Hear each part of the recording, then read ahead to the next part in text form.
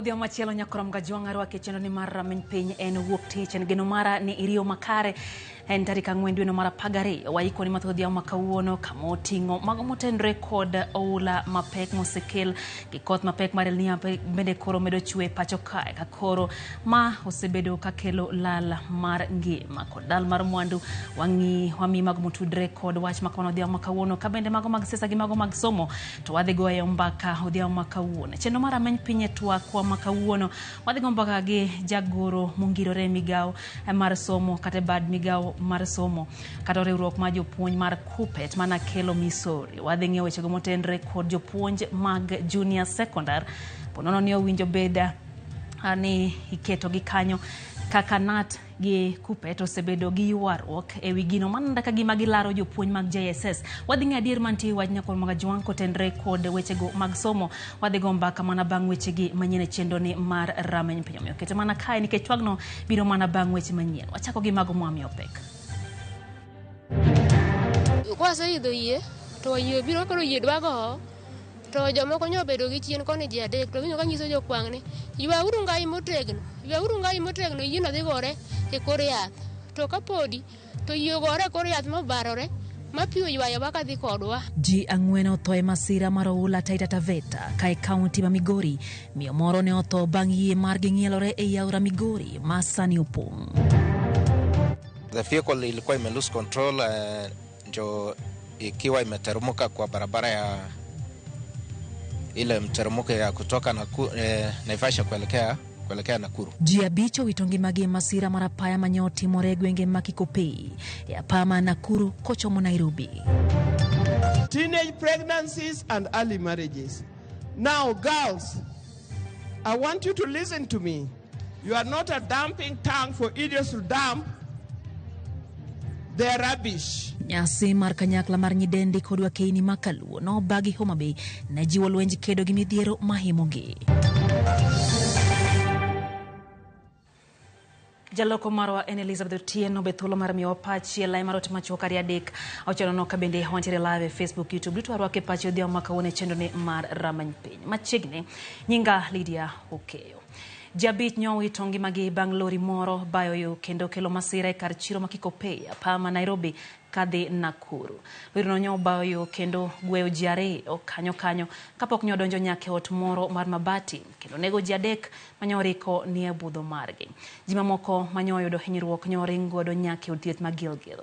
Komanda mar obila ma Gilgil Francis Tumbo koni obila nyaka gie sani dhi nyime kod manyo dereba kod tandboy ma lori no manyoringo molal bang' masira makamano.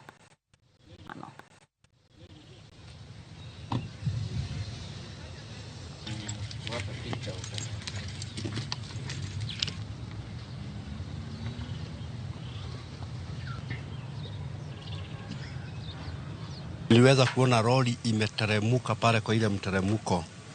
Na wakati iliteremuka iligonga karabati iko pale. Dereva na makanga wakarushwa nje pande ya mbele. Wakati walirushwa pande ya mbele ilikuja kama imewapita juu.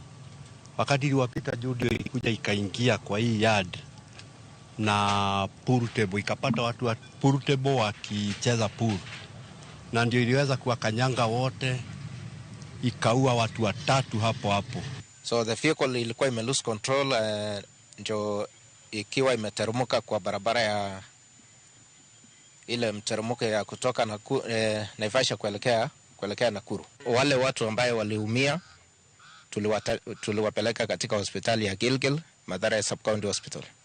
Kuna garage ilikuwa hapo nyuma ya hiyo duka ambaye lori iliingia na tuko na gari kama magari 3 ambaye zilikuwa zimekongwa huko ndani. Moja ilikongwa kabisa ambaye ilisuia hii lori isiendelee kwenda. Muhimu sana watu waheshimu sheria ya barabara na pia drivers to avoid could drive under the influence of substances kama alcohol so that to avoid mambo ya ajali ya barabara wakati huu wa msimu ya Christmas. Jiangweno witonge mangi kaji mamukari olal kendo pod imanye gwenge machata Taveta kaluwore gi koth mapek ma osebedo kachwe gwenge kaji maro malufa beach bende korodong ma onge kuonde jot. Matimare kinde magi migao mar somo chako chenro matimo nonro mar ng'eyo kwan skunde masani ok donjre kaluwore gi oula mapek. Skunde ma jogo ma onge kuonde jot odakie kod kwan jopuonjre moyudo midhiero kaluwore gi koth mapek no kapok oyaw skunde e dwe mar achiel higa manyien.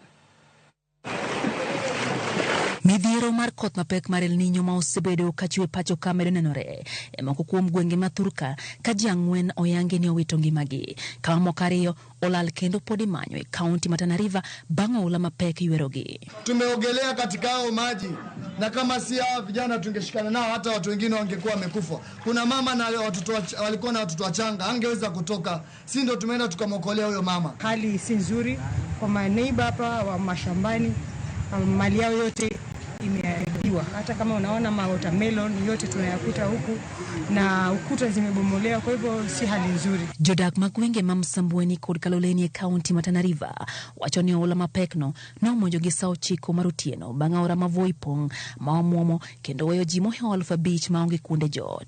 Muda wa saa 9 usiku nimeshtuka usiku tukakuta tu maji tayari yako hapa.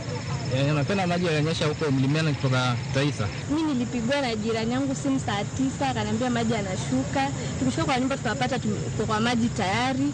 Hata sasa tutaanza kwa maji hapo ndani, hatujapata msaada mpaka sasa hivi. Giko piny owacho mondo mi omanye yor minyal tiek go chuth midhiero mar oula maya aora ma Voi ka bende giko riwruok mar Kenya Red Cross mondo mi ochopo konye mine gi nyithindo ma pod omuok e miech gi bang' oula mapek no. Tunasikitika, hakuna msaada wote has from morning till now. Tumeitana Red Cross mpaka saizi hatujaona msaada wote. So sisi tunaomba Red Cross, hatujawaona hapa ground. Ama ni mmeona Red Cross hatuwatambui na hatuwajui. Umesikia hata hilo ni jina tu la Red Cross ambalo tulelewa. Umesikia hata wananchi wenyewe wanasema. Kwa hivyo kama Red Cross haiko watupatie Red Cross yetu ya Msambweni tufanye kazi sisi wenyewe. Vijana wa Msambweni tunaweza. Wala hata Red Cross hata kuiona Msambweni maana tushamaliza kazi ile ilikuwa imetusumbua. Tunataka hivyo. Waravaboy ndo wako kule na wasichana warembo ma.com ndo wako pale kwa Red Cross. Hatuna haja na hawezi ingia mali kama hapa. Sisi tumekanyaga maji, tumeteseka. Sisi wengine hata nyumba zetu zimeingia maji lakini tumekuja kusaidia wengine wale ambao wanaathirika. Jalup Jatend Piny Kenya Rigathi Gachagua bende nolimo kaunti ma Garissa kama gichwale konyo oganda ma oyudo midhiero mar oula. Omedo singo chiwruok mar sirikal mamalo e kedo gi midhiero mar oula. We are working with the governor and other partners in ensuring no more lives or property are lost henceforth. The loss of lives and destruction of property in times of disaster is of great concern to our President, His Excellency Dr. William Ruto. Kaluwore gi midhiero mar koth mapek no, migao mar somo chako chenro matimo nonro e kwan skunde moyudo ng'ikruok kendo jopuonjre kod jopuonj ok nyal chopo e kod skunde masani oganda odakie bang' koth mapek no darogi e miechgi. Migao no bende timo nonro e kwan mar jopuonjre kod kwan jopuonj moyudo ng'ikruok kaluwore kod midhiero mar koth no ka bende migao no timo nonro e pek mar kethruok mag skunde kod gi somo ma koth no kelo e skunde go. Ten migao mar somo yango ni nonro no itimo kaka yor neno ne ikruok obedo makare kapok oyaw skunde ma pachoka e dwe mar achiel higa manyien 2024. Miyo ma jahigni 42 chech goni owito ngimane aora ma Migori ka ji 5 noresi bang' yie mane gitiyo godo e kala aora ma Migori gwenge mag Osirie sub-county ma Nyatike nomoko. Pong' mar aora Migori kod medruok mar oula gwengego medo kelo midhiero ne jopiny. Jafwambo moro Jojuma nigi ler koa e kaunti ma Migori. E kinde ma dwe achiel nyaka ne koth mapek mar El Niño chakre pacho kae, kwan ji maromo 11 osewito ngimagi e kaunti ni ma Migori auche ma opogore opogore kawe kod lipot ma ogol kod migano mochung' ne kedo kod midhierogo mag apoya e kaunti ma Migori. Lilian Natino ma jigni 42 ma bende nyaka sani ringre mare pod imanyo e aora ma Migori en e kwan ji 11 ma iwacho ni osewito ngimagi.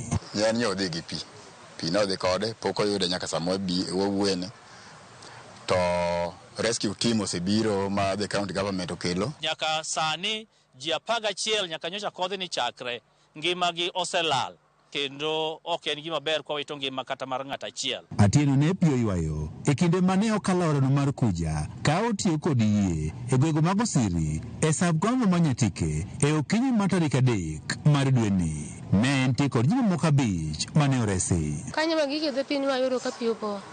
Koro ka piyo po wayudo kanyo jokwang' obedo gi chien to nyo wan gi buo kode kata jokwang' kombiro to waidho.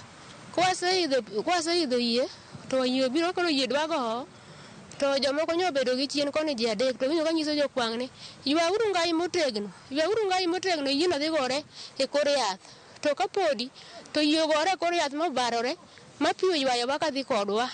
Kane gichiegni go ka yie no muoch kaluwore ga paka mapek manyo pi ni godo manyo yie obarore ma joma ne nie yie ne piyo ywero.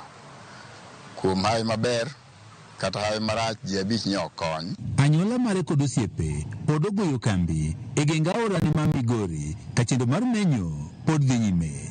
Abedo dala nyaka saa 6 eka ayudo report ni jaoda yiego piny gi pi. Kwaneno dwoko moro amora kendo wasenindo kanyo.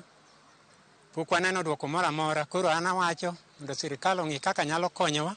Waora team mag divers kendo adwa dwoko erokamano kane giriwore gi local divers maka kane gichako manyo ringre mama manyo pi odhi godo. Jodak ma Osiri ka otelnegi kod chief ma Mikei location David Oula wacho ni kama ne masira ne otimore onge olalo kendo kwan ji maromo 10 osewito ngimagi e kinde mokalo. Yie gikelnwa footbridge gigernwa ka okony jogo ma loka cha kabiro matanda giwambe kwa kone kwadhi kocha mondo maafa ni thogne we wuok kila sehemu ne ka koth chwe ka pi pong' nyaka wawit ji. Jatend migawo ne kedo kod midhierego mag apoya e kaunti ma Migori Kalibu Pondi wacho ni koth mapek osekelo midhiero ma oting'o dar familia mathoth e kaunti ma Migori. Mwalo Nyora kaachiel gi Kabuto kaluwore gi koth manyochwe nyoro dhano 550 koth odaro e mieregi. Dwa promise ni kaka county government pod wadwa tero negi chiemo kanyo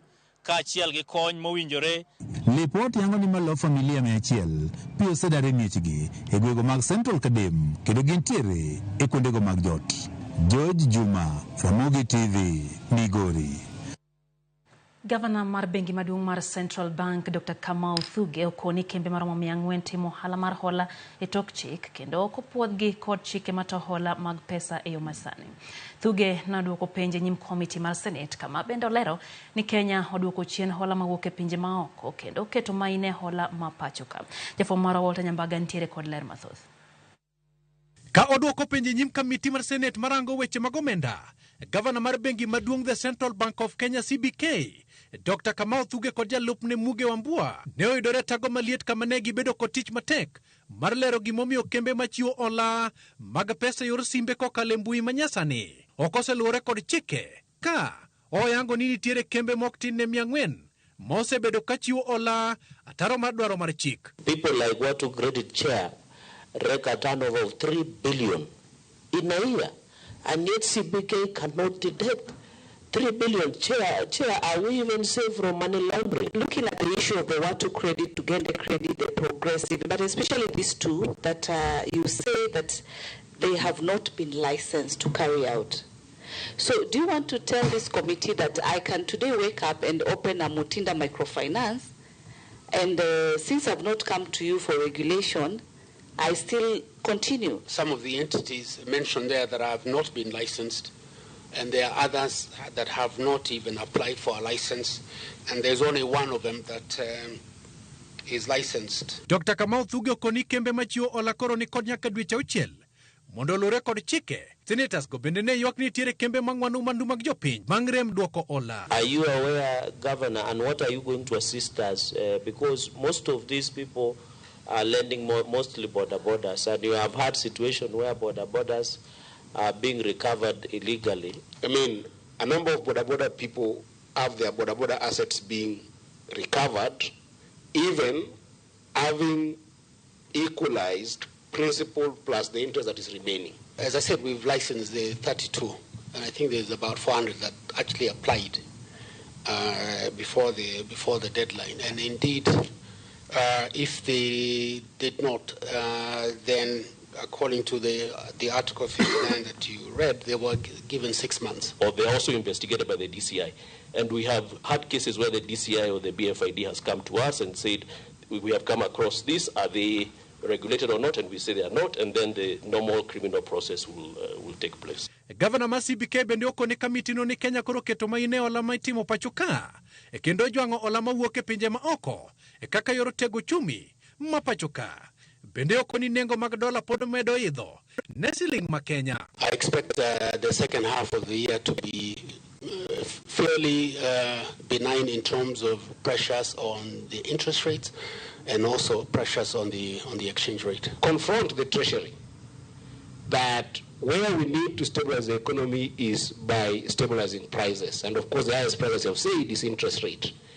But this other idea that IMF will bring money and then this money from IMF will ease on the dollar, it's not going to happen. Komiti no bende dwaro ng'eyo gimomiyo joket mwandu dunyo ng'wech kendo wuok pachoka. Kendo giyiero mar timo ohala oko mar Kenya. You know, thousands of innocent public are falling victims to these people, you know, in terms of finance. So the processing of the application is one thing. As much as we welcome foreign direct investment into the economy, we must also have a way of ensuring our local investors also thrive, as well as retaining foreign direct. Walter Nyambaga, Ramogi TV. Wadhi kaunti ma Kisumu nyakor mgajuang kama duol makedo kod mibadhi e pachoka EACC oduoko ne tend kaunti ma Kisumu lo manengo ni dirom milion 400 matimore tok ng'eto mane ogol kod jang'ad bura Samson Okongo dwe mar 11 kama jaket mwandu moro noyud kod ketho mar yako lobno mane oket tenge ne gero dundu mar KOP. Jafo moro Sharon Ong'ao ntiere kod ler mathoth. Kaluwore gi bura mane ong'adi gi doho ma Kisumu dwe mar 11, jang'ad bura Samson Okongo nochiwo siem ne migawo mochung' ne lo mondo thich oko oboke mar lo manochune jakete mwandu moro e higa mar 96. Koloso bang' limo jot mar Sunshine Villas maichano muki bang' ng'eto mar bura makamano. Jagoro mar EACC e gwenge mag Imbo mar piny Kenya Abraham Kimboi wacho ni lobno noket tenge ne gero odundu mag KOP e kaunti ma Kisumu. The plant that we have behind us was designed in the 60s for a population of 50,000 people. So right now there is that need to expand the same. You cannot do the expansion if someone has taken over the way live, where the pipes are supposed to pass. Ordinary ogengo kama pipe kale. Pipe mokwongo no ger kane wan gi 50 million kende 50,000 kende Kisumu. Sani osebet 500,000. Waseyudo pesa mar donors monego expand go pipe ka. To ng'ani kane ochako gedo kano kwere no muko nyaka pipe ma ji nobet maonge pi kuom wik achiel. Kitemo los pipe no. Okawo pipe odai oloko tero kuma nyien. E lo gavana Anyang' Nyong'o, e sirikal gavana Anyang' Nyong'o. Wanyisi ni king'eyo ni kawo lop sirikal duok lono gimodhi konyigo onge. Komachielo Kemboyo chiwo siem ni duol mar EACC biro donjo ne apisas manitiere e migawo mar lo maiseo gi chiwo oboke mag lo mabandia ne lobe mag piny owacho. Okwayo oganda manitiere gi oboke mag lo mabandia mondo duokgi mar kedo gi lal. Those government officers are not in those positions to do the wrong things. Land registrars were not employed to give out government land irregularly. They have a special duty. We will punish those officials. They will compensate the grabbers. E kaunti ma Kisumu, duol makedo kod mibadhi e pachoka EACC oduoko ne tend kaunti ma Kisumu lo manengo ne dirom bilion 800. Moriwo lob chiro ma Kibuye, mayangore ne nonyiewe nengo mar bilion 2. Lo mar eka 20 mantiere e bubad migawo mochung' ne od twech, kaachiel gi lope mamoko manitiere e bubad migawo mar gacho kolo e gwenge ma Nyalenda. Sharon Ong'ao, Ramogi TV. Dakika ena par kod abiro nyakoro mgajuang bang' sa chiel mar odhiambo chendo en ramany piny nyarwa ko pachi kacha e chendo ni mana kaka pilaneno ka Tobias Owino wacho ni Kisumu county weche gichopo yo makare. Vincent Kajomo wacho ni Gemra sublocation North Nyakach ward weche gichopo ne gi makare kata kamano gipenyre kama pesa manoket tenge gi piny owacho mar El Niño ntiere makoro ganda to midhiero mar El Nino baro e pacho kae. Morin Zedi Nyakara Chuonyo wacho ni entiere kodwa e chendo ne kendo kwayo hayo maber ne jidute na bende koro oganda donje wechego mag nyasi mar sikuku. Barak Ndama wuod Kadem wacho ni Kadem is fully locked. Karo Silas Jagero kantie Nairobi ni kaja Shanti Shazi kantie Thika Dano Wuor kantie Nakuru City Jakogelo This wacho kanyo ni entie Kogelo Papo Young Twist gikete mana ka RAMOGI TV odhiambo makawuono. Faith Mzomo kantie Malindi wacho ni osecheck-in kata kamano wacho ni nitie gik moko ma sirikal kete tugo to ok ber. Wach masira mikelo gi oula osebet kikwero Kenya kae ma ok rom. Wacho ni gin Malindi ok gimora nyagi sirikal. Pes mag El Nino ntiere kanye. Penjo oganda medo penja kura mga jongo yo matin chendo enda tiel kikidhi mabur.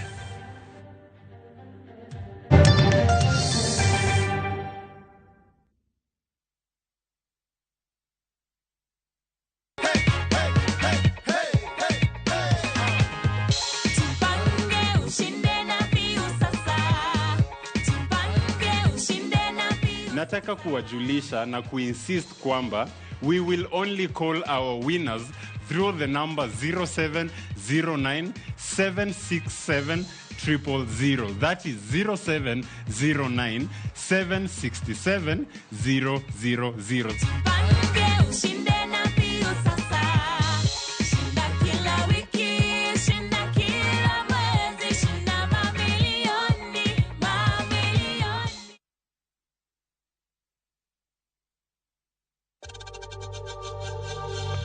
We know times are tough, so save money by buying airtime from M-Pesa to any network with zero transaction fees. Dial *487*2# and get your airtime PAP with zero transaction costs.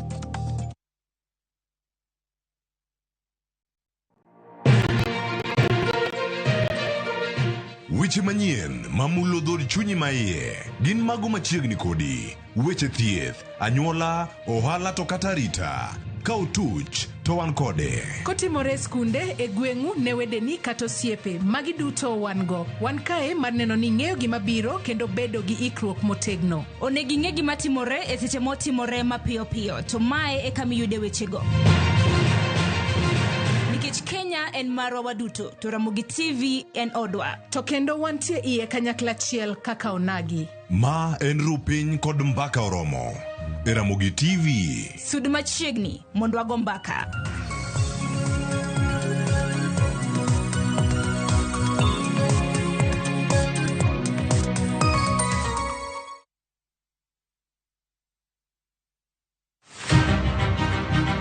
Jok mamine gin singo mar oganda. Nyakwara moga jwang piny sani olony. Wawuok e ndalo machon ma ng'ama miyo ne en mana ng'at mabedo e pacho. Melini ane man first officer. Tija matiyo en riembo, an driver. In mbaka ni en ma. An aketo tiles. Kik ng'ato wuondi no kinyal nikech in ng'ama miyo ka Nyasaye omiyi ngima to inyalo. Tudri kod Stella Brenda Uchieng, tich adek ka tich adek, chakre saa 8, mana e chenro mar Mine Nyalo.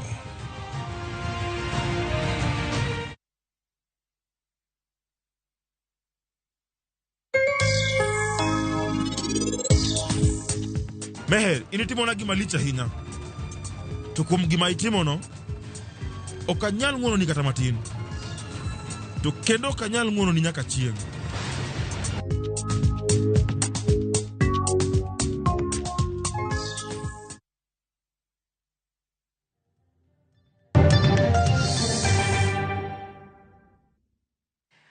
Machiegni kendo nyakorom ga jwanga chendo en ramany piny wadhi mbele gi miweche manyien.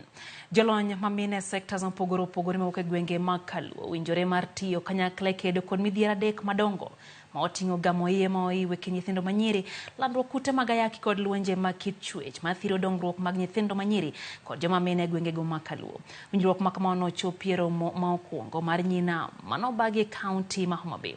Jafwamb weche moro ma kaunti ma Homa Bay Ali Abich noyuoro nyasino kendo miyo walere yo machal kod ma. Nen romo mokwongo mar nyina mane obagi e kaunti ma Homa Bay kendo kelo kanyakla jotelo mamine mawuok e kauntis ma Kaluo manie lap mar siasa, mago manie sekta mar somo, sekta mar ohala, timo nonro kod migepe mamoko mag piny owacho, kinde mamoko mar go mbaka yore minyalo jiwgo dongruok mag mine kod nyithindo manyiri e kauntis ma Kaluo. ka okale romono mano tele kod mama Aida Odinga kaka wendo ma odhial jolendo manyedende kod wakeni Ramogi TV bende ne odhial kuom tijgi maber mar puonjo oganda. Ruth Nyajimo nyuongo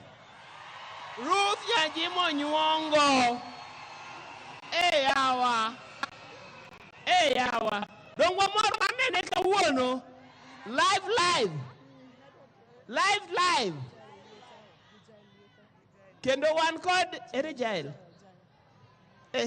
nyaka uno bende matin to wieri ler kabisa wuoyo mamit kowinje duonde TV kata radio iluongo ni Jaelieta okunene uneno ga Ramogi bas mane en e kanyaklano wakeni ne oyiere mar kedo gi timbe makelo yemo iwe kind nyiri landruok kute mag ayaki kod lwenje mag kit chwech. The issue that is disturbing the entire nation and particularly this part of the world is the issue of girl child, the issue of early pregnancies and the issue of early marriages. Now girls, I want you to listen to me.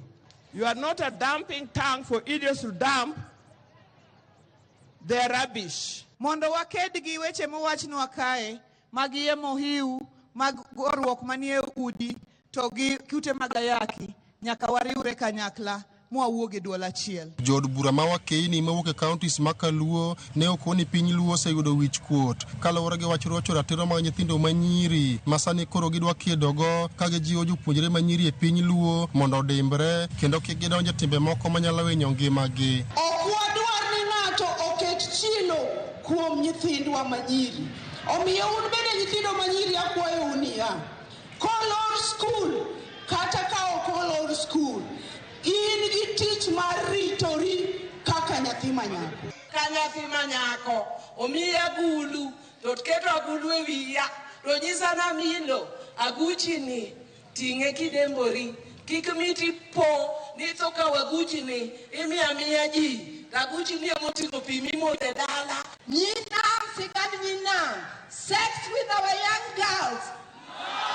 Umono mar nyinam biro bedo kadhi nyime higa ka higa mar konyo jiwo dongruok mag nyithindo manyiri kod joma mine ka gijiwo jotelo te mantie counties makaluo mondo osir lwedo chenro no. For triple threat in Siaya East, I want to ask all leaders who are here today to commit to working hard to ensure we have a good policy framework for adolescent health.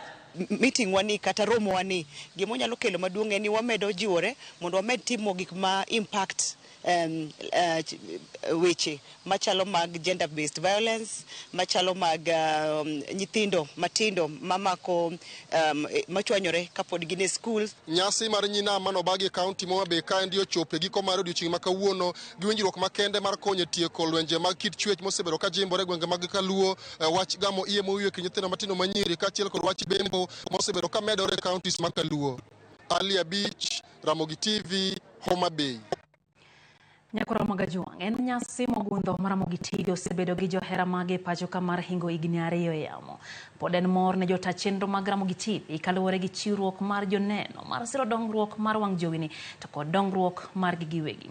Jodolo bende okodong' chien e keto Ramogi TV e lamo mana kaka jafwambo mar Millicent Adhiambo paronwa kaka lamo nyobage kanisa mar St. Michael's and All Angels ECK mantiere Bondo e kaunti ma Siaya.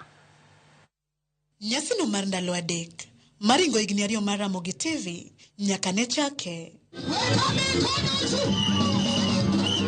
Ochopo e giko mare kod alam mar goyo erokamano mane otimore achiel kachiel e kanisa mar St. Michael and All Angels ECK mayudore Bondo sub-county e Siaya.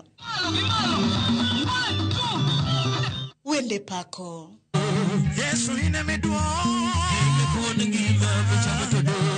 Injili mochuo chieng'.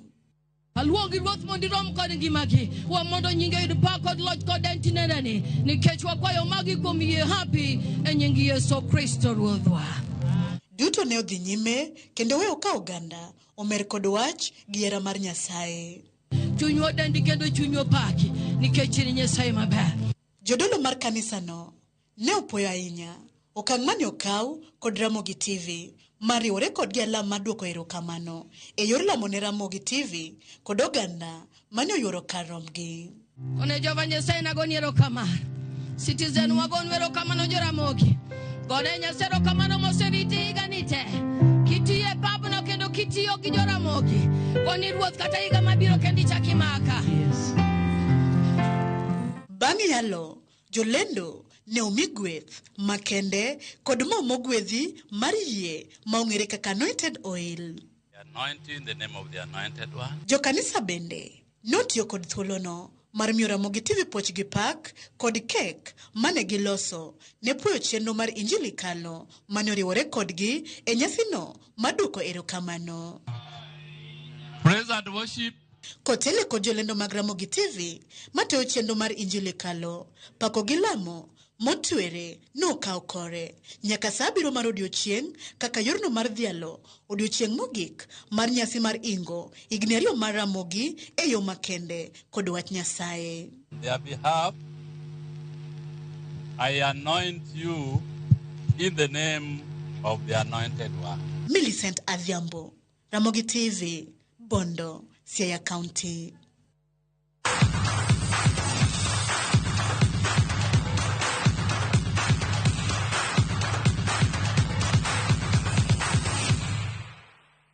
Poda medo gero kamano ne joneno magwa in nyakora mgajwang' misebedo kiketowa e yamo wacho pile ni ka ok in to waonge. Gero kamano kuom sirowa ndalo duto ka bende koro wagondamo kwa donje higa mar 3. Odonje mago mag tuke tim adhula mar Kenya mar jotugo mahigni makara mahigni ne bwo 18 otimo ikruok mar gi moik ne tuge tielo mar nus finals mag Sekafa biro tugo odiochieng' no makiny. Tim adhula no biro rakore kod tim adhula ma Tanzania mano bedo namba 2 e grup mar B. Tugo no ibiro tuge lab ma Jomo Kenyatta Mamboleo sa 8 gi nus. Jaloch tugo no biro rakore finals kod tim abiola Kenya e kind Uganda kod Rwanda e nus finals moro machielo mitugo odiochieng' no makiny.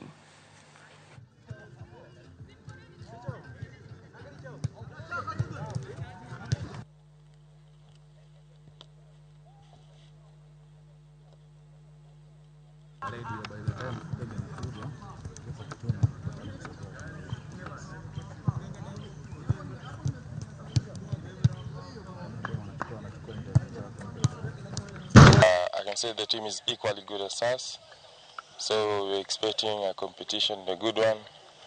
And on our side, we are very confident that we are going to win that game.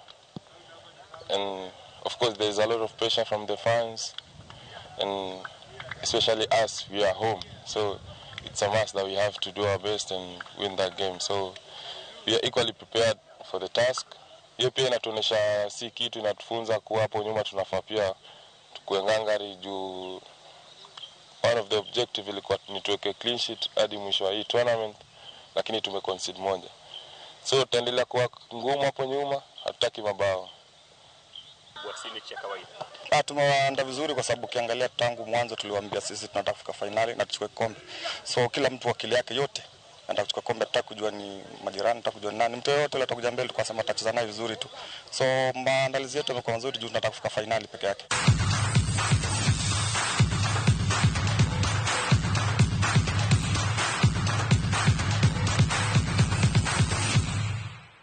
Kikanye mwateke kidiny mokwongo mar chendo mar rameny piny nyakora mgajwang' kata kamano kapok wayueyo neno kanyo ka Jabez kaya Homa Bay wacho na mora ahinya gi tiegruok kata romo manokelo kanyakla mine mane ochan Homa Bay kata kamano kwayo ji mondo gimed bet motangi El Nino makoro muomo e pacho ka. Johas wacho ni entie mohoroni weche gichopo yo makare. Bruno kawuok Misiga koro webende wacho ni weche gichopo ne eyo maler.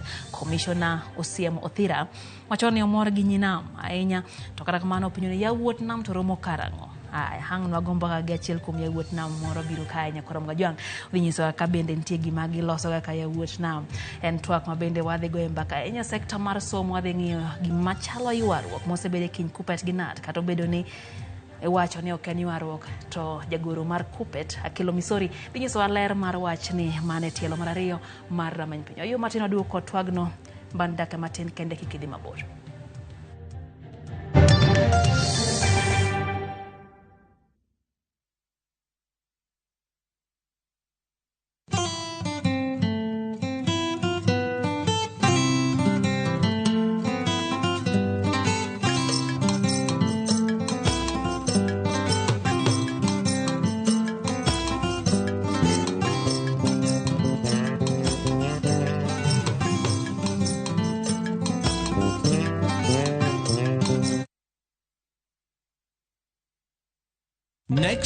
Shamba la Wanyama.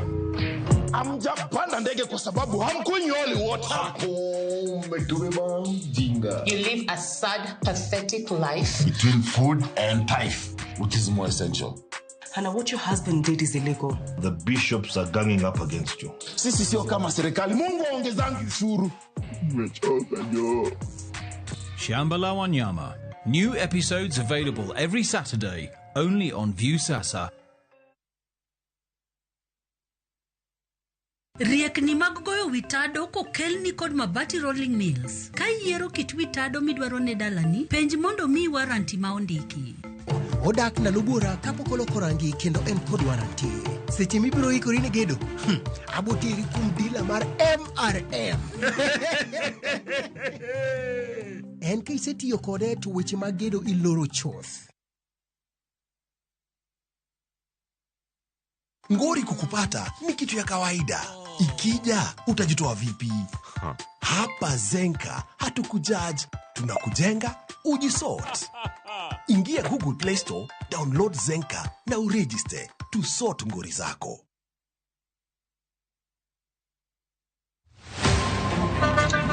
Baya, tuanze kulipa kadi sasa. Na kadi ni cashless. Umesema tunaweka pale? Na kwa ile namba. Mimi niko na cash. Nisaidie hiyo do na namba yako ya simu. Na kusort. Hebu nishow your process. This festive season, safiri salama. Form ni digital. Kama wewe ni abiria wa matatu, iwe safari fupi au ndefu, hakikisha umelipa nauli yako ukitumia form za kidijitali. Hakikisha umepata risiti yako kwa simu yako in case kuna issue na unahitaji kulipwa na insurer. Risiti yako, yani your digital receipt, ndio ushahidi wako. Mambo ni digital.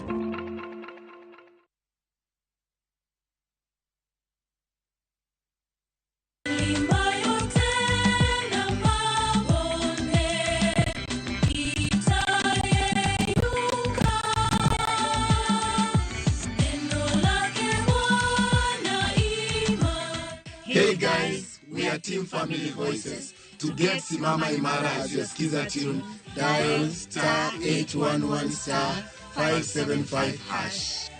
Kumbuka, skiza na Citizen ndio nyumbani kwa wasanii wote.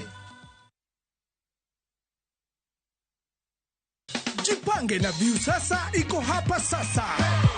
Jishindie maelfu ya pesa kila siku kwa kutazama content kupitia Viusasa kwa shilingi 50 pekee. Kuna mshindi wa shilingi 1,100 kila siku, 1,500 kila wiki na mshindi wa grand prize ya shilingi milioni 3 cash money. Kushiriki, piga *487*3#. Chagua Jipange na Viusasa. Kisha chagua video package, ujipatie points na uongeze uwezekano wako wa kushinda mamilioni. Hakuna kudownload au kusubscribe.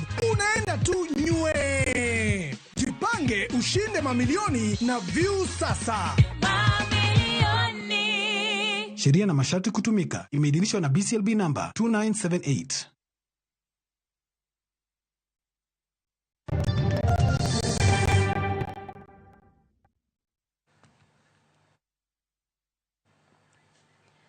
Machiegni kendo nyakoro mgajwang e kidieny mar ariyo mar chendo mar many piny anyisi ni koro wadwa goyo mbaka ahinya to wadonje sekta mar somo.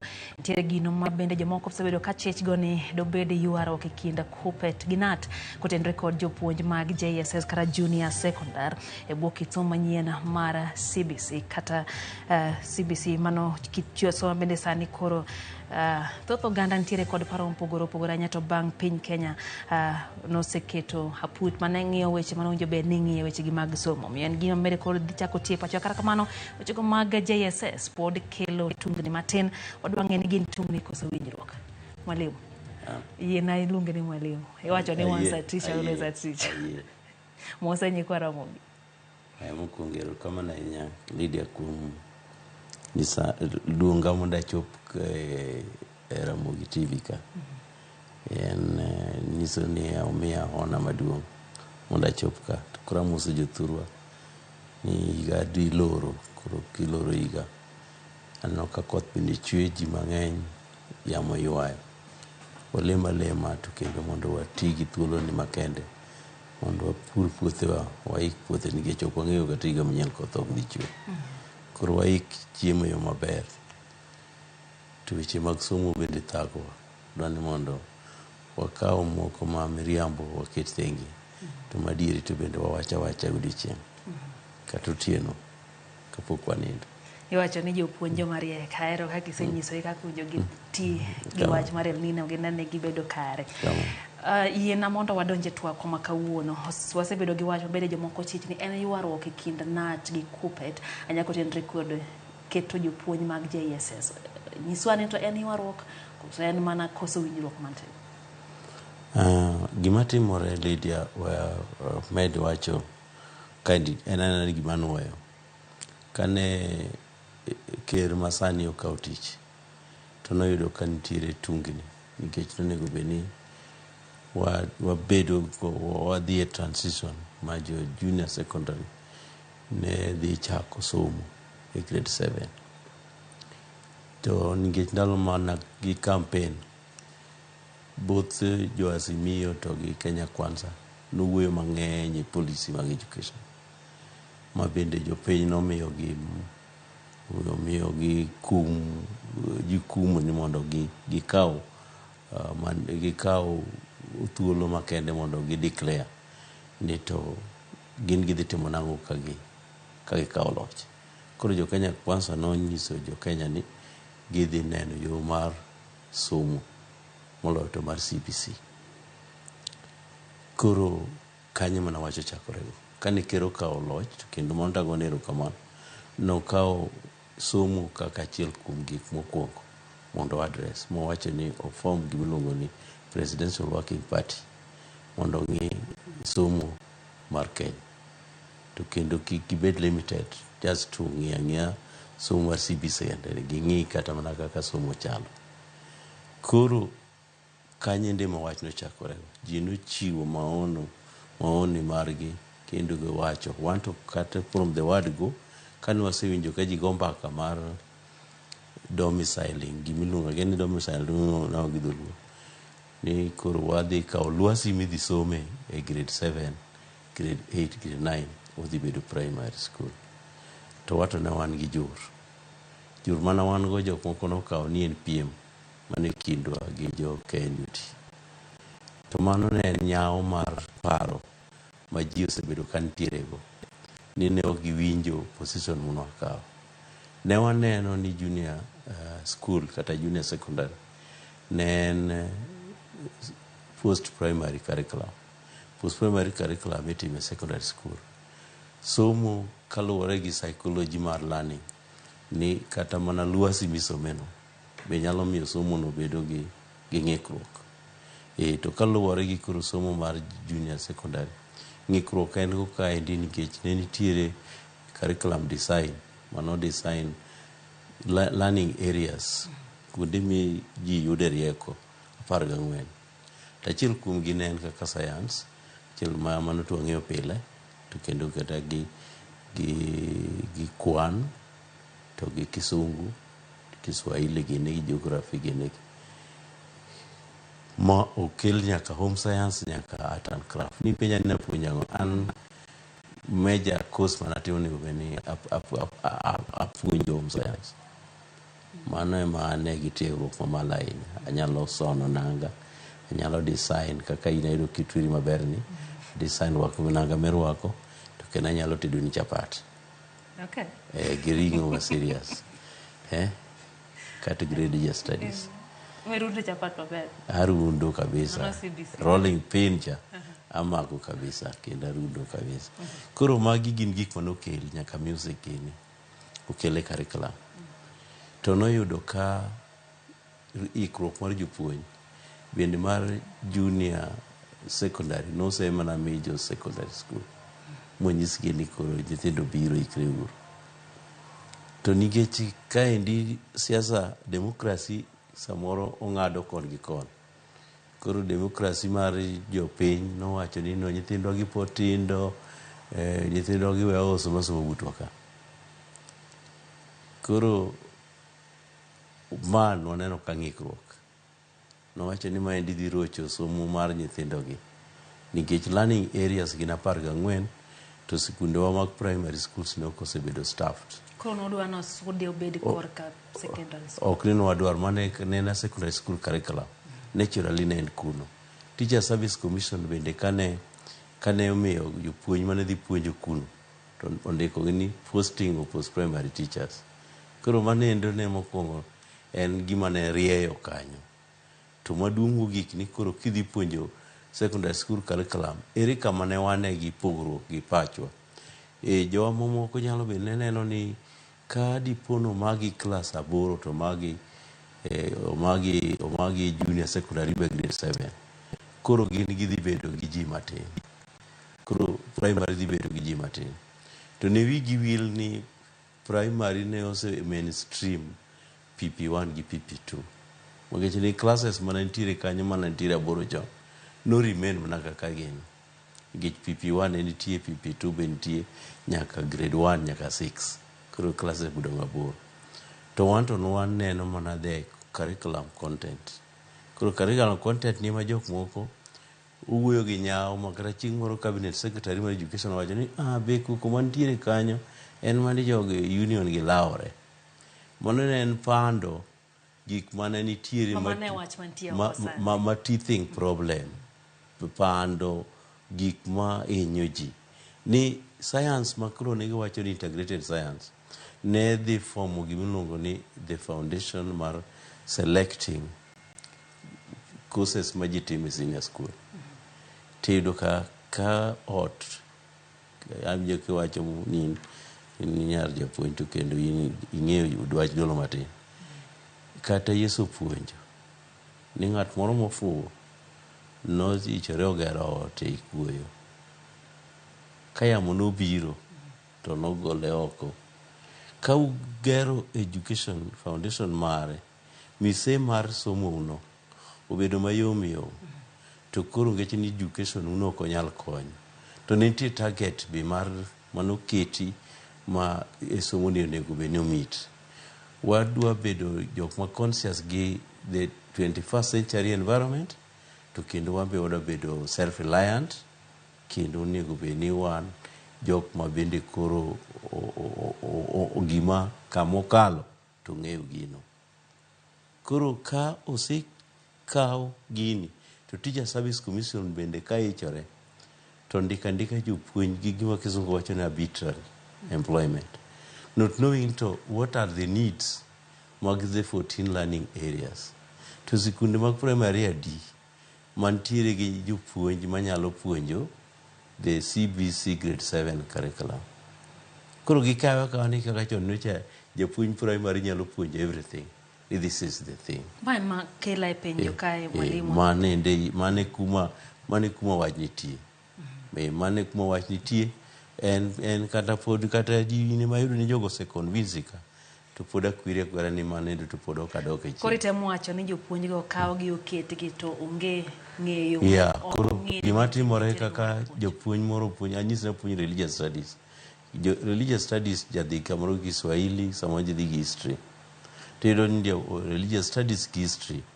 To jopuonj ma chulo puonjo okel ka puonjo English and literature. Nikech sani di universities produce ng'ama puonjo English literature. Koro jopuonj ariyo go tere skul achiel. Mane ndo ng'ikro. Koro nitie 14 learning areas. Koro thuolo ma jogo osekawo kasomo kanyo endo en gima osebedo kanigi ng'ikruok maduong' ma rita wach ni ok ni piny ber. Nitiere katemo makachacha ndalo moko ma janabi moro miluongo Jeremiah onyiso ruoth ni we chiko iti ne jok mariambo, jonabi mariambo. Nikech jok moko nonyiso ruoth nyaka sama nikawo Jerusalem dhi e captivity mar Babylon. Jok mobiro gi gik moko mabiro gi farese osechopo e rangach mar ruoth to nyise ni anini ber kabisa.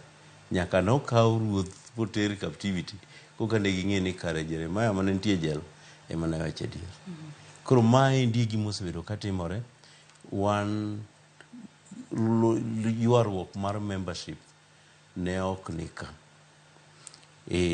Gimomiyo wan ochwewa kaka union ni bende onego bed ni wa take part e policy debate.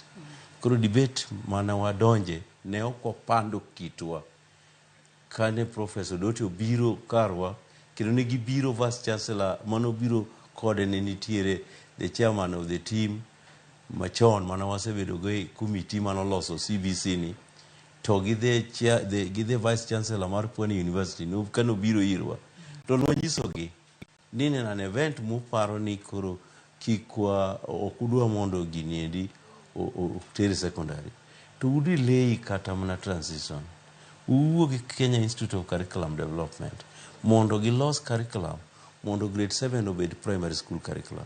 Kikwa bed ni wadhi keto gima ok nyalre koni. To Lydia wapim ni gima timore. Ok en seyo kamoro.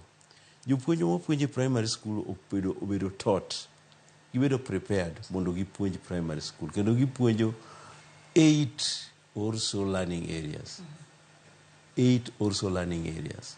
Gipuonje maber. To samane koro curriculum, kamane curriculum lokore, iyudo ka curriculum design o change makoro kata topics moko mane nitiere e form 3.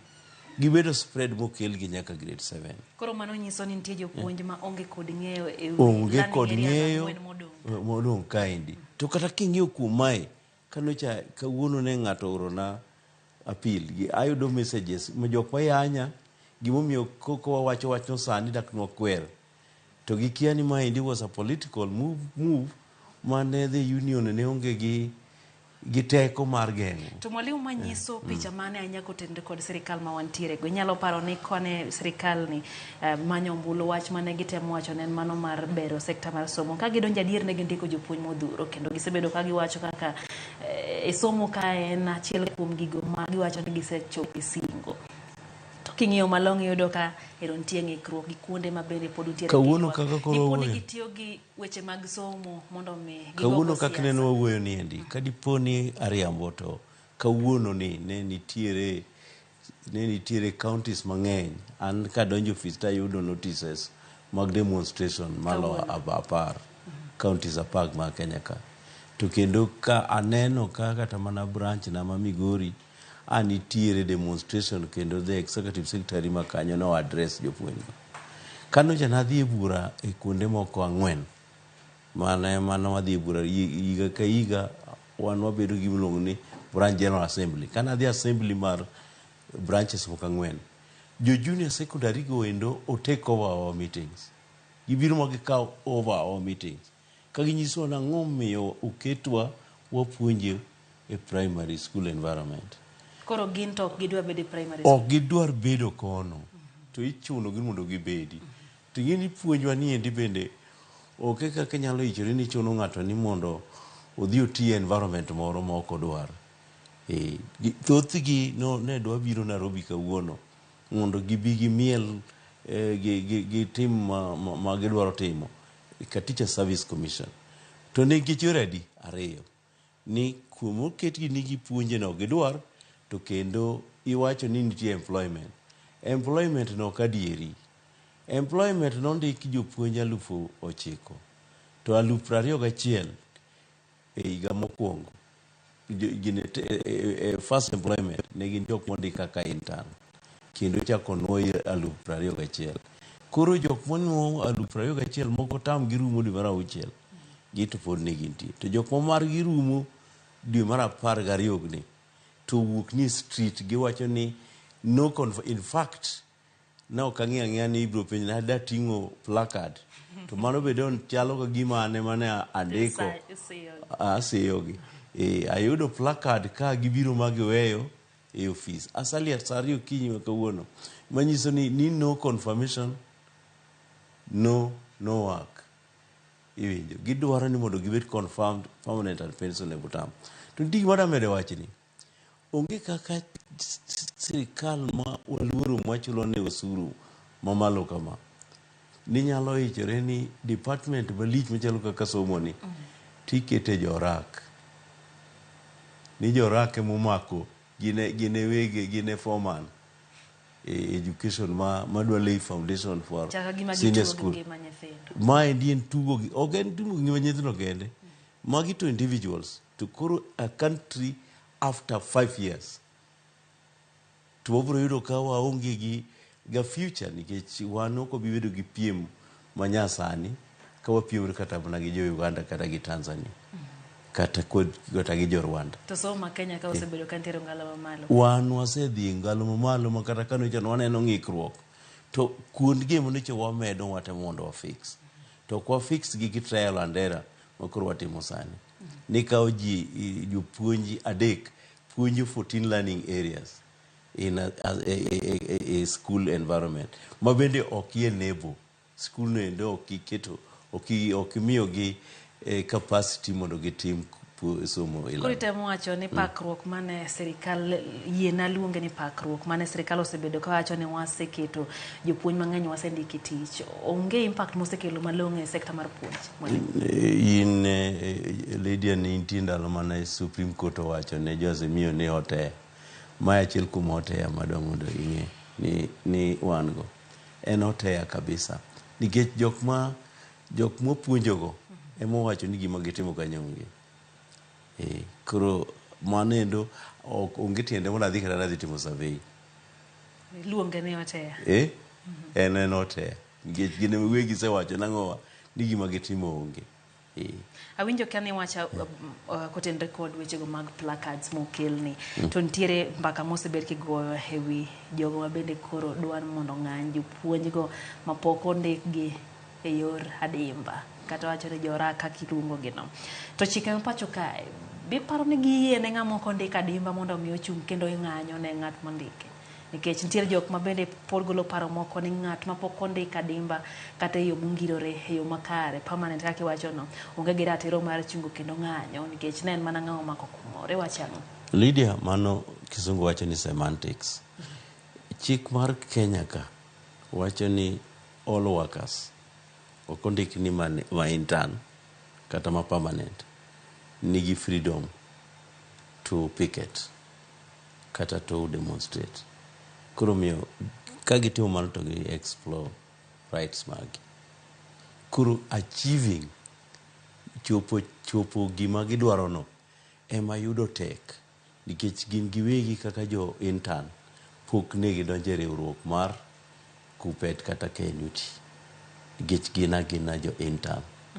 Ok inyal licho ni keto ng'at mani orak ni miyo thul. To kane giikore kane gin gi margi moro ma gisikogo to we gitimo atimo magidonje maonge gimitimogi. To wapimnie ni sani endi kane gidhi e court to inyalo wachi ni kata mana contract mana gi sign bende ne gi sign under duress nikech maendi ng'at mosetieko higni 4 ka onge gi tich kata iwacho ni idwa miye tich moro modwa tiyo for higa achiel to yoti atia. The employment regulations to the government to say flout. Nikech mokwongo tich ma gimiyogi no en tich ma full time job ma jok ma tiyo the similar job tichulo pesa mamalo to gibedo underpaid. Mano gin ma ka gidhigo kata court to giloyo sirikande ni gi bura. Iron Queen en janeno marwa kende achiel kuom jopuonjgo mag JSS wacho kanyo ni TSC did not employ us one interns kata wacho ni mane momiyo wadwa mondo mi ondikwa e yo mongirore kata in permanent and pensionable terms. Nyiswa ni to ere kama kupet donje japuonj, ere kuma kupet donje mondo mi osund sirikal mondo mi olos kakinde ko jopuonjgi nikech ang'eyo na achiel kuom giga medo timo kar riwruogen mano makelo ratiro mag jopuonjgi. Lydia, mokwongo adwa wacho ni wan kaka kupet watetea ne rights. Gima sirikal ontimo kuom ndiko jogi endi kaka on contract en gimiluongo ni unfair labor practice. Omigi tich machalo gima matiyo tate miya pesa full to ginok migi. Kaito omigi expectation mar dak ngima mar jatich kato ka osetieko dwe higa achiel timaye te katiba wacho ni every citizen has a right to work and to decent work for this matter. Ere kuma nyako no odhi marach en kare. Koro kanyende mamba donje ni kobiro mo ogwela kama bete kata kaka seneno right neno tabiro kawo gino kanyendo tachore mbele kaka dwa chore leader to kikipenja alenga abuchore mbele abro bira kava Christine Nyambaga nyisa kachane to junior secondary chomo kanye ni apenje jagoro ni to junior secondary ne kingiye malongo chomo kanye bo ngima de konye tendo kaka nigi ono bro konye nyithinde pacha leader mane ndigi ma wambende kaka jolony manie sector no kurwa dhier nono ni to ka jo grade 7 emane jopuonji wak kendo okgi osetimore maber ere kaka jo grade 8 jogindi ok gin gadieri ni gin gi tich kito onego beni ka jo grade 8 odonjo ni onego beni wan gi extra 70,000 teachers masani onge e primary schools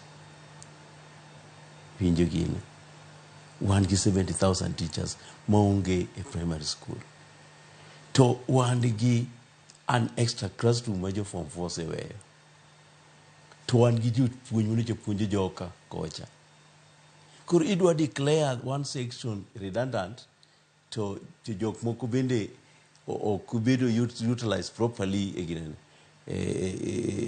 primary section kae nikech gionge capacity to jok man gi capacity to deny the opportunity mondo otim their rightful job ang'ane mono gi nikech oken late mai koko magore kawan mane first year odhi double kata odhi treble ka wadonje ne second year micro transition odonje grade 8 wan gi new grade 7 wan gi new grade 8 to secondary kuchocho classes odong achiel manono to bende the late Magoha nosegero udi 10,000 klase 11,000 e sikunde 12,000 mantie mangeche ni kuchocho en gima yot mondo med mana matin to kaendi tidwa med classes class achiel idwa medi to laboratory bi med kendi winjo wachno to laboratory the late Magoha nogero udi 11,000 class 11 magina under 4 walls in 2 years kuro sani ndi wadhi chopo grade 9 ka gero klase 21,000 kata wachoka gero laboratory 21,000 kaluwore gi the number of primary schools mwan gi Kenya ka ma public kuro aparo ni nyaka be ni ng'ato somewhere nyaka parne mondo kik kadiponi an alor Kisumu kata alor Homa Bay to ng'ato goya gi kidi ni no kawacha dir awacha dir today kendo mana era mungira mente ng'ato ninde class emiga mar somo no aneno gima pokna okapara kaneno kotimore samoro notimore kane pok aongi inono piny maduong' marach mamag siket ma ok owinjore maketo picha mane migao mar somo okapar ni mane wacho maber ahinya piny ok nyalo marach gima nyalo timore ni nitiere gwenyruok manyalo bede kako non piny ne nyithindo wacho ni chal ka gima maxi gino kawo nyithindo ok par kaka nono penj nga examiner emong'eyo kaka penyno inono to kama feel ni penyno onon marach to nigi thuolo mar timo application mar remarking kata mandalo mana wasomo classes machien go mane watimo CPE ito Nyasaye okonyo timo KCPE wanatimo CPE to gi wanatimo CPE to kendo time one day kendo results ne wuok the end of November the end of December piny osewuok results osewuok skane piny na samoro enti oloso kata wan as teachers samoro nyalo nono piny to kakor yolo to i make entries moko dhi kare koro entry emanoket marach koro ka entry oket marach titimo gimiluongo remarking kendi quote specifically kata kane en Kiswahili kata kaka ne ma Indian sign language asoron ni adwaro ni Kiswahili na mondo ng'ina to i apply to inono wachna maber. Koro en ni ang'eyo ni nikech gik mang'eny osebedo katimore marach e sombwenjo ka nang'iyo percentage ma kuonde ma gigo timore en gima thin kabisa ma nyaka bed ni en error, en kata omission moro ma ok onego bed ni cause problem, but to nikech weche mang'eny nitie somo ka koro wakakawa ni maendi koro kanyo koro nyalo siro. Achiel kuom skunde naneno kopanga klas mangima omigi 84 gi te nyaka piny. Ema miya wacho ni nitiere gimno ni ka tipo ni pepa mar ng'an nyathino konon inyalo yudo kata ka nitie 84, nitie 54 kata 48 and so on e klas no. Koro nego bed ni the Kenya National Examination Council to gi the concerned school center no gibiro together to gi apply mondo correction odbed tim. Mano en gimitimo ni timore both A levels kata KCSE gik melun KCSE machon ne gik machalo kamano timore. Nitiere jonyuol bende osebedo gi paro moro ni gini ne odwar wiye ahinya koso dipo ni nitiere ng'wech moro minone go emomiyo makosa ma kamagi oneno japuonj.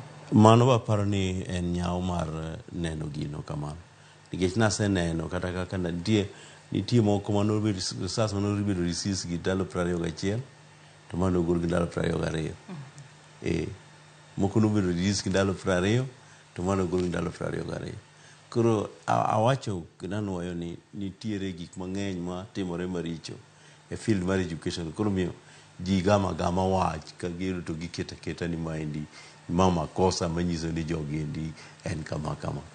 Koro aparo ni mano to ok aparo ni en gima one fair to examination council. Gin gikabedo programmed gi dhano and therefore human error can be there. Koro gibeda gi kwe nikech be time mantiere pod correction inyalo tim ma gino losi. Koro kanyo taparo ni ok onego bed ni obedo gima lich ahinya. Nawinjo kumoro mane wacho en mano create gimiluongo ni anxiety. Nawinjo kuma ne wacho yien aduoki chien kacha ni wuoyo about learning areas mane wacho ni gin 12 14 to moko ng'eyo mana kuonde 8 kende ma bende inyalo puonjie class. Ne nitiere chenro mane ipuonjogo jopuonj e kit somo manyien mar competency based curriculum kata CBC. Nogi kanye nitie penjo ma bende penjore ni to kanyaka sani nitie jopuonj ma pod ok nyalo puonjo nyaka ondamono kare tiegruok mane miyo gi chabe nochomo yo pe notimore kana otimore notimo nyaka to be notimore jopuonj duto. Gima timore ni ki kwane transition kaka wane transition mar curriculum kaka wantiere ni to ok nyal tero jopuonj te ni imiyo che mane economy ok nyal support to kendo time inyalo tim go mano koro nyalo get no suspend somo koro jopuonj kuongo dhi college koro gima timore ni nitie gimitimo ni induction. By the way gima timore Lydia ni somo college ma ji dhi ni ok to teach a specific curriculum and gi different teaching strategies kendo methodology mar japuonj nitiere container mar inyalo bedo ni learner centered to gi teacher centered. Ma learner centered ema koro ne emphasis nitiere. Omiyo gima ne jopuonj kelo kaendi mondo ng'i en learner centeredness nikech somo mane somo chon cha en mane chisomo cha ing'iyo ni ka ok yudo 8 in isetho. Koro maendi to ng'ini mondo yud inyalo rudo chapat kata bende kata kisomo mwa verses moko to bing'e somo mwa verse. Koro mane competence ming'e to ok ni en atir ma ka ok itiko namba 1 e line mar ng'wech ni to in ok miyi kata medal. Ing'iyo ni to bende imit gimiluongo ni expectation to bende koso ok imit expectation. Kok imit expectation tiwacho ni in ng'at man gi weakness to mano momiyo nitie gimiluongo ni pathways. Koro in nitie pathway minyalo donje. Chon ing'eni nitiere jok mane kata okalo penj marom nade to iyudo ka jopuonj no oseng'iye to wacho ni mae ento kata okalo to kwatere odhi otim grammar. Nitie jok madhi e grammar schools ma watere technical school. Nitie kotere technical school to ogras gigo piyo. Onyalo timo goro, to nyalo plan ot, to nyalo timo survey and so on. To jok moko to kaka kuritedo kuno kata yudo mana kwan A, to imiye gigi tedo ka ok onyal. En gima ber go kwacha en mana gik ma atiriti mar argument mang'eny ma lawyers obar go ji kotgi. To gipuonje monyalo timo. Koro mane gima timore. Koro mane momiyo awacho ni kata bed ni wadwaro ni mondo nyithindwa osom to achieve certain things, onego wang'i ni to interest mag gi bende kanyo. Nadhi e skul mar Kilimani Primary malo kae kinde mokalo dweche moko mokalo to ne giketo hayanga chenro mar puonjo nyithindo kotenre kod weche manyasani, teknolojia manyasani, ng'eyo kod lony manyasani mag mbui. Kata jopuonj moko nowuoyo koda to ginyisa ni Lydia, wan gi nyithindo moko puonjowa nyaka kitiyo gi tablet. An giga kike atiyogo. Odgi gintiere gi tablet, ang'o biro nyisa japuonj gi ne yawo kama to an pok aneno gi wang'a. Biparo ni jopuonjwa oseike yo makaranya to kitiyo gi yore manyasani. Kech kata king'iyo CBC ntiere weche ma bende ineno ka jopuonj moko luongo nyithindo bige gwen e skul, aneno ka jonyuol nego koko. Lydia, kik idonje trap mar dhi gi gwen e skul. Gini nena drama ma jogo ne dwa mondo belittle go okaw mayot somo mar CBC. Kendo jopuonj ne keto ni nyithindo dhi gi tong'. To biparo ni jopuonj oseikore malong'o ma tiyo gi teknolojia jopuonj nitie moikore ne tich mar teknolojia, mar puonjo gi teknolojia masani. To kata mana phone mineno mabiro kaen, kimiyo nyathi mapok odhi kata skul, nyathi modak e ot, nyathi matin, tiyudo kong'eyo maloyo kata ji ng'at ma ja 8 ma in ge ot kanyo. Koro maendi ema wacho ni somo manyasani nyaka wa integrate gigi. Jopuonj masani endi nok puonj kama. Lydia, nocha nadhi e conference moro kendo nonyiswa niya ni wadwaro ni mondo ji o indicate ni kiny giwuoyo to gitiyo gi application. Ma application ornwa email. Lydia, that condition obedo waived the following day. Nikech nearly out of 480 participants, ji chigni 16 kende emane reach the site mar ndiko ni indicate ni gidhi somo, ni gidhi penj. Mane is the issue. Koro technology podogo ji bebu nikech one poorly resourced, to kendo kwasebedo poorly resourced kama wan gi problem mar resourcing the schools. Koro jopuonj mang'eny pod ok ochopo e kiwango midwaro mar CBC. Koro momiyo gini kaka itime onego bed ni every holiday, kaka ne wan e holiday ni, ka jopuonj moko dhi nono penj marking centers, to onego bed ni jopuonj moko bende nitiere e training for the competency based grade 8 mabiro. Kamano mwalimu, kwa tieko wuoye gi jopuonj mantiere mag JSS ma bende koro sani gikia ni gichom kure.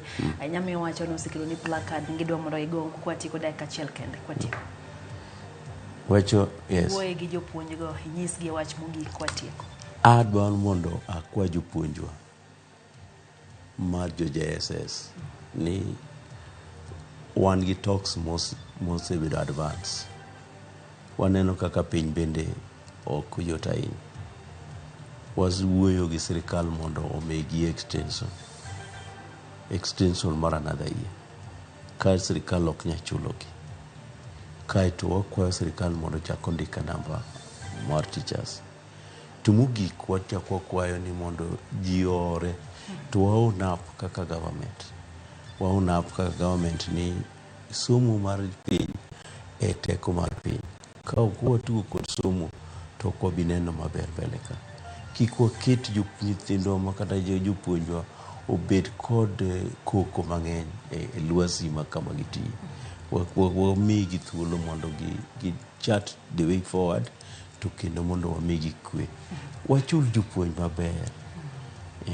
japuonj maber ochalo muchul maber ochalo dhiang' ma omidhlu maber koro en kata nyiedhe to onge gi problem omiya lita 50 to maendi ka ok imiyo japuonj chiemo to ok onyal golo lit nikech somo bende oluoro koko nikech nyithindo wuok gi kido maricho kuom jopuonj nikech jopuonj emikopo Unwa mosenindo mwalimu Jasas noero wacho ni japuonj ng'ama lich ni en moketo jalendo kuma nitie, keto pilot kuma nitie, to keto nyaka jopuonj kuma nitiere. Koro mga jonga kelo misori mano kanyo en jagoro mongere riwruok mar Kupet. Ka bende wang'iyo mago motenre kod keto jopuonj mag JSS kanyo mowinjore. Twak ma bende koro apuro mana medo dhi mbele nikech en twak ma ok rum to nikech sa yiena malore gi kanyo warom kendo sa 3 kanyo e chenro mar oyomore. Nyinga Lydia, okay, oriti masani.